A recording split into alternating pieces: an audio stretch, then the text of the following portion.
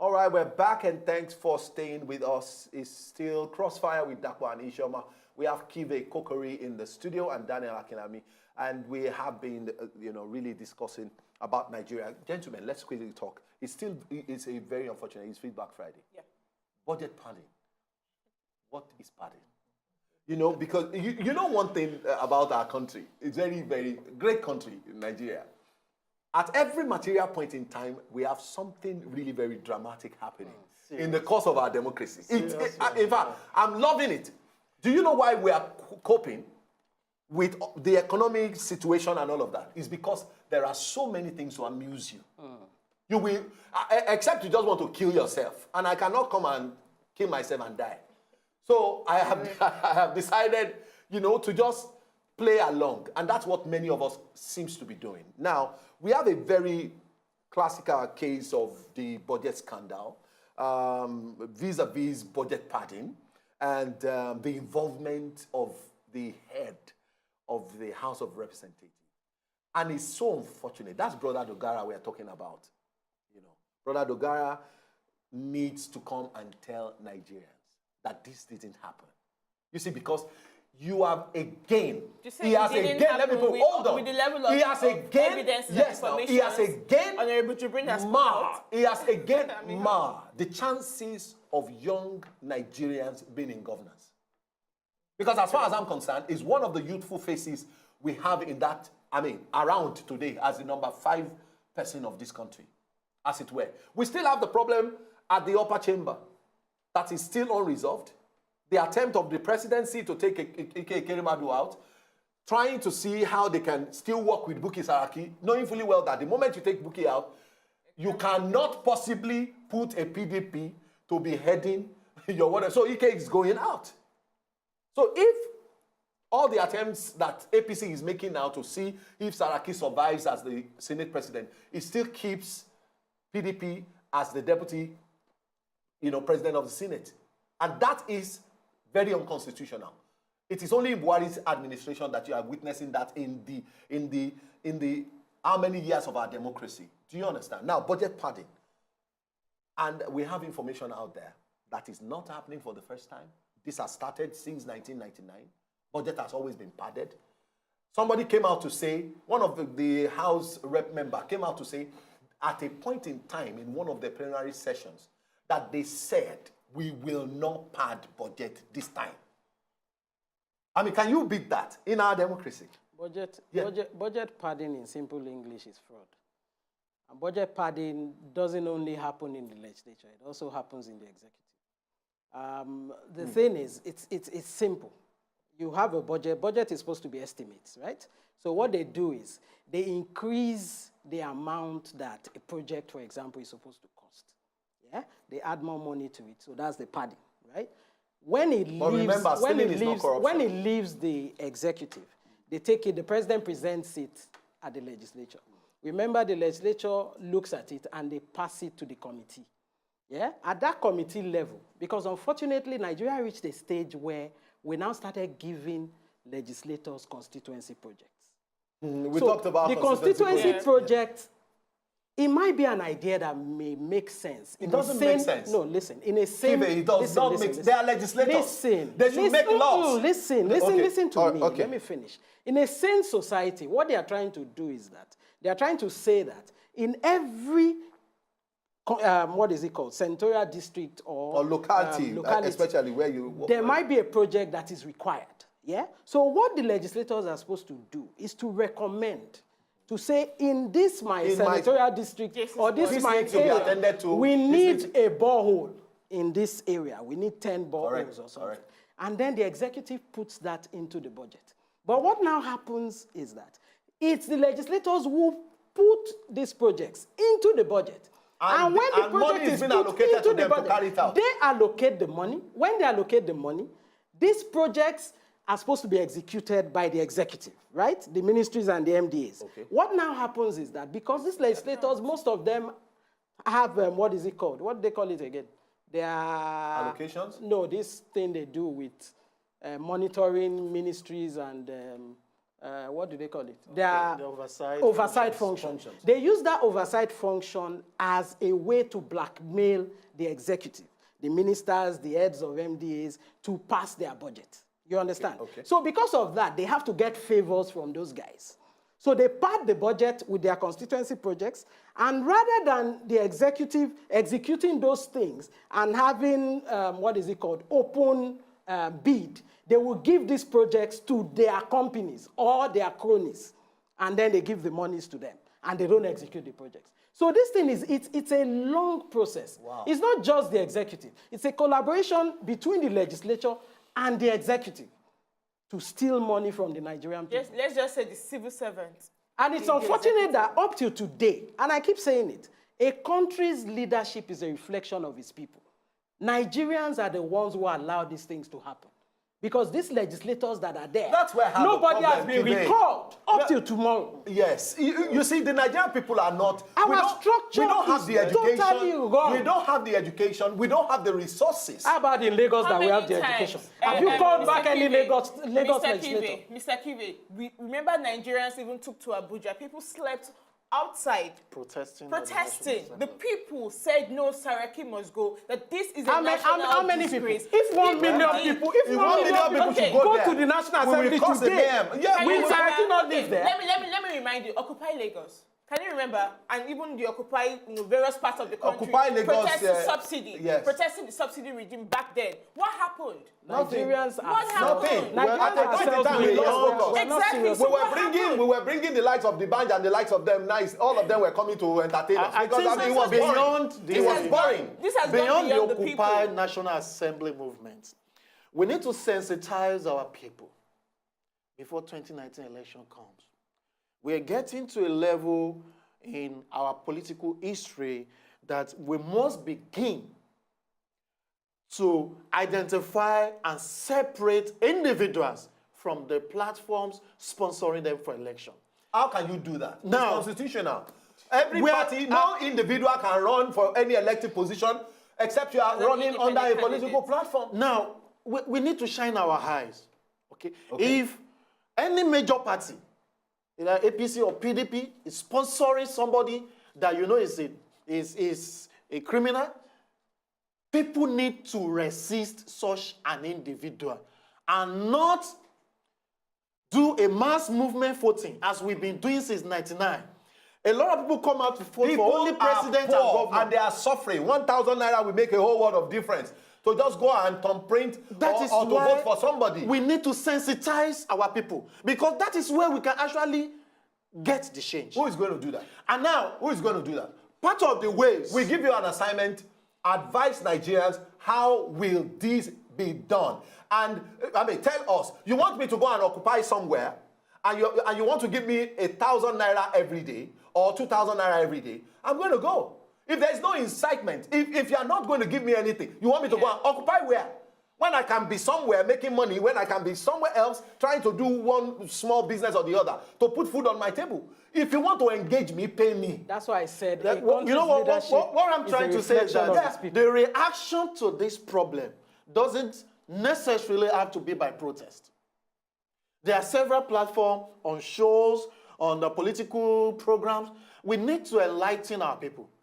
When you go out there, before now, people go out to vote for the presidential candidate and the governorship candidate. The rest, they just thumbprint. This is party. Yes, Who are these people? I don't know them. They thumbprint central senatorial seat or eastern senatorial. Let me shock you. They just thumbprint. They don't know who the individual is. Let me shock you. There was an election I participated in. And, because there was a bit of disorderliness, and we're trying to, calm, our local, the polling booth.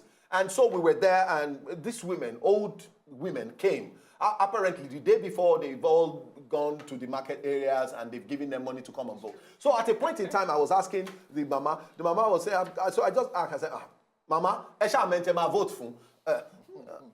Umbrella. So you can imagine that. So the woman came, is not aware of who the person is, where he's coming from, what he's coming to do, or whatever. The state of how will I put it? Awareness is really very bad.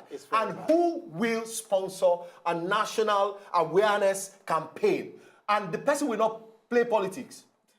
An appointee of the government will not do anything against the government, like the people we have in the National Orientation Agency.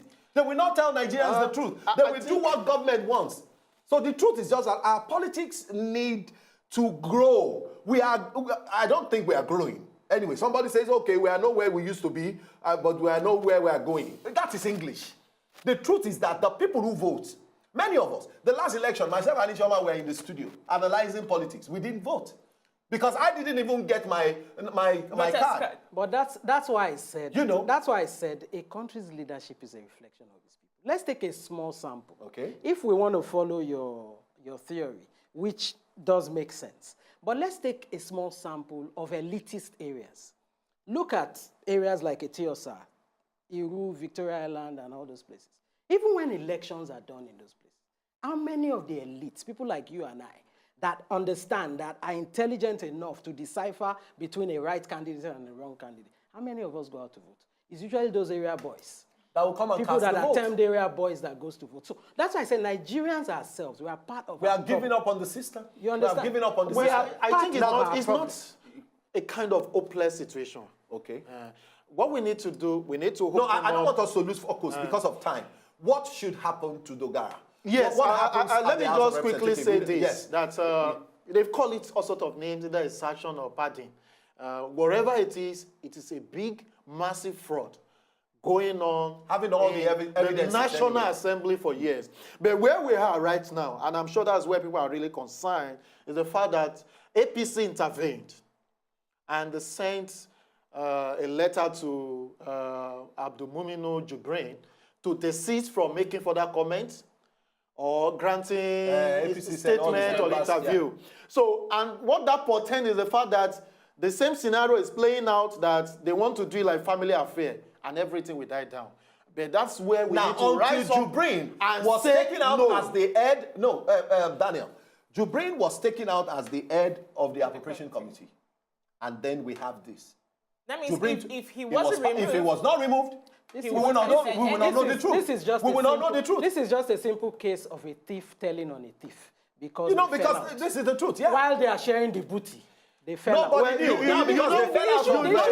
You know, the interesting thing is that the law does not know Jibrin was removed as a chairman or Jibrin was angry. There's nothing that concerns the law about that.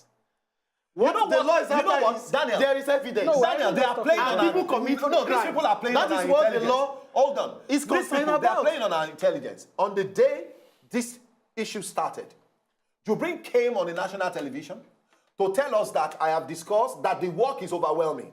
And if it doesn't, due to health reasons, he's not sure it will continue. And that he has sat down with his family members and they have resolved that he needs to step aside from that responsibility.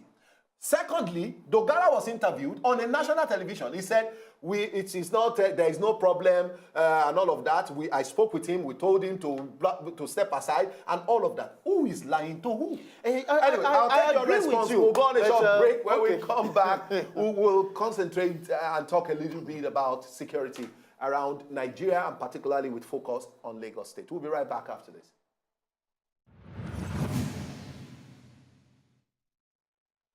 All right, we are back, and it's still Crossfire with DAPO and ISHIOMA. Daniel Akilame is in the studio, and Kive Kukuri are both our analysts today. And, this is about the last lap of the show. And we really want to talk about, we'll wrap up on what we were discussing before we went on that break, and then quickly discuss about security in Nigeria and with focus on Lagos, Arekpo, Ikorodu, and all of that. And the attempts government is making to ensure that they clean up, these areas, to ensure that peace and tranquility, returns, to those areas. Now, as a matter of fact, before we went on that break, gentlemen and lady, we're discussing about the situation in the lower chamber. Yeah. And it's very unfortunate, it's sad. I'm just going to take your parting words on that topic before we went into security. I think your arguments are just very sound and okay. But the issue of, because Jibrin was removed as a chairman of the Appropriation Committee and all those things, they are just on the moral side. But as far as the law is concerned, There's nothing that concerns the law about that.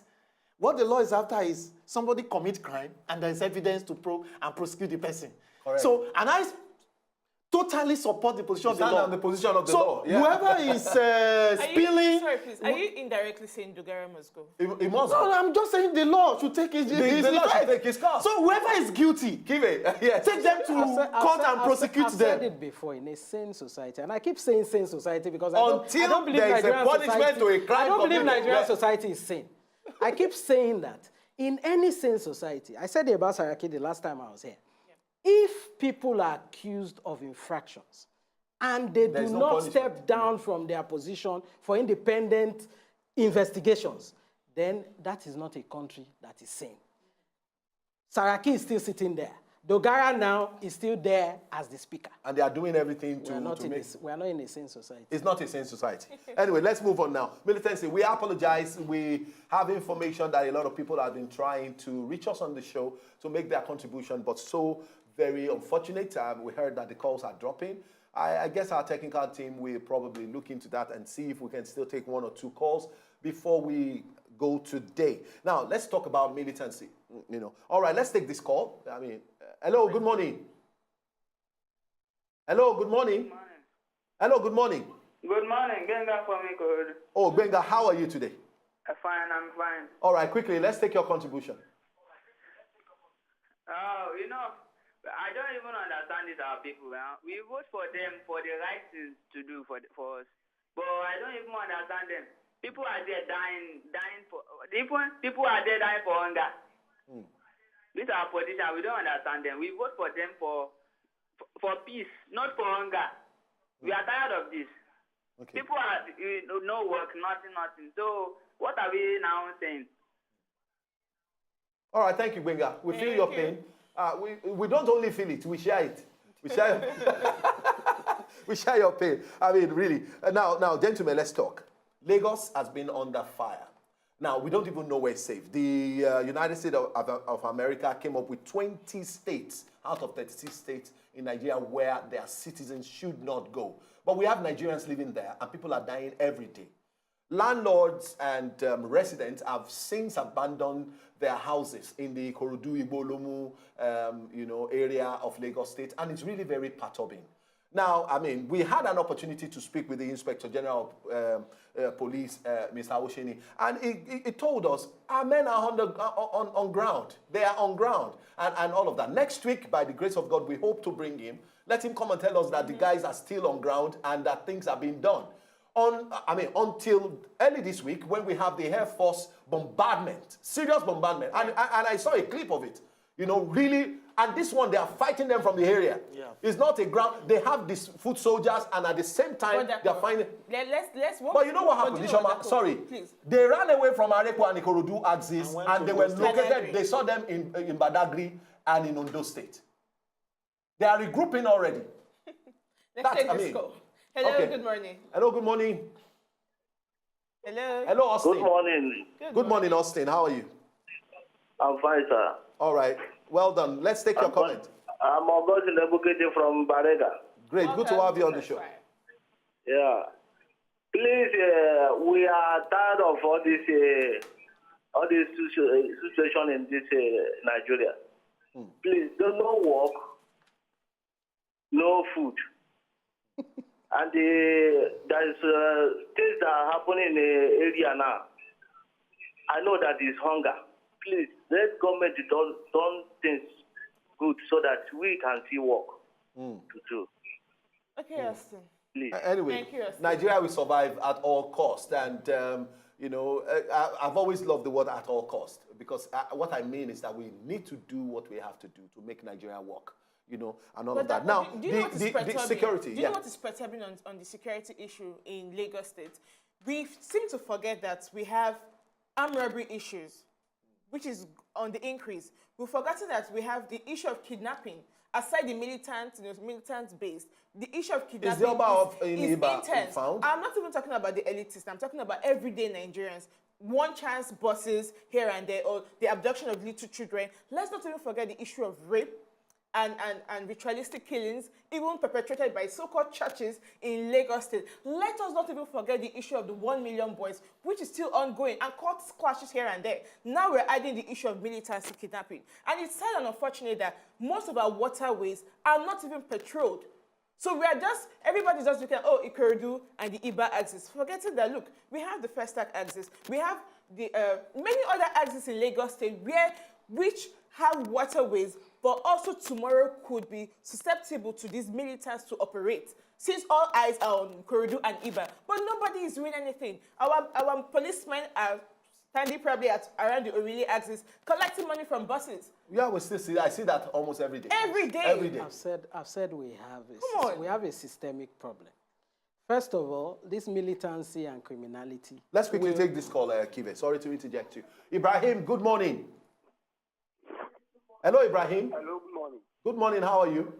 Hello, good morning. Hello, Ibrahim, we can hear you. Hello, Ibrahim. Good morning. Ibrahim, can you hear us? Call us back, please. Yeah, as I was trying to say, this militancy, criminality, and all of these things will not stop until we resolve resolving our socio-political and economic issues. And we start doing things right. Look at the security forces, for example, even the police. They are inadequate. Even though they are inadequate, we still have most of them guarding the elites and the VIPs. Go to the deputy governor's house, the governors, I mean their private residences, commissioners and all that. You see 1 or 2 RRS vehicles attached there. Do you understand? So we have a systemic problem in Nigeria. When I was coming today and I saw in one of the papers, they said Nigeria, the government told CBN to sell dollar for pilgrimage at 197. Yes. And I looked, are we a people that are serious? It's really, businesses are dying. Manufacturers cannot produce because they can't pay import the things that they are importing, their raw materials, and you are giving dollar for pilgrimage for Muslims and Christians to go on pilgrimage. And we are not a serious people until we start being serious. And I keep saying, I'm one of the people that supported President Buhari to government. He needs to realize that 4 years is not a long time. Yes. It's almost 2 years now. Nigerians are beginning to get very disappointed. When people are not eating, people cannot walk, there is no policy you're going to come up with. Daniel, we don't have time. We can't expand this topic beyond now. Nigeria will survive. Sure, Nigeria will survive. I quite agree with Kivi. I think the police is highly overwhelmed with these challenges. And many of them, they are not new. You know, the nature of crime, when you curtail it in one area, it moves. So I think what the security forces need to do is to consolidate, especially the areas they've been able to dispel the militants. They need to be consistent and consolidate in those areas. And that is where I agree with the Ogun State Governor. And Ambode in particular. Ambode has made his verdict that they're going to clear the whole area and all those vacant land and shanties and uncompleted buildings will be cleared off so that those guys don't return there. But I think the new IG needs to step up its efforts, especially for those 20 states that are affected by this report from the United States. All right, thank you, gentlemen. Thank you, Kive Kokori. Thank you, Daniel Akelami, for being part of our show today. ISHIOMA, have a very wonderful weekend, and gentlemen, have a very wonderful weekend. We'll be back next week with a fantastic episode. Do join us. CROSSFIRE is your show, is our show. Let's help Nigeria to become a better country.